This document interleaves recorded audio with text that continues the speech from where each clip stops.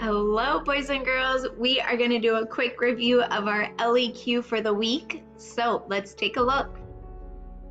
How can we describe and compare the capacity of two containers? So let's review some of these new words or our big words that we have this week. Describe. Remember, that means you're going to have to talk about it and use words that sound different. That way I can tell what you're talking about.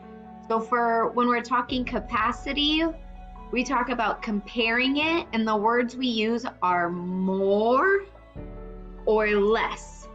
So that's why I drew the circles next to it. So more has a big circle because it's going to be bigger, and then less has a small circle because it's going to be smaller. And remember, the capacity means how much. So for this one, we are focusing on two containers. And a container is something that you can fill. So think something you could put water inside. It could be a cup, a bowl, an old can. There are lots of different things that could be used as a container.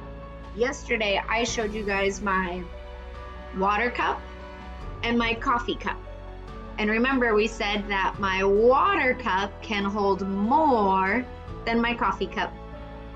Or we could reverse it and say my coffee cup holds less than my water cup.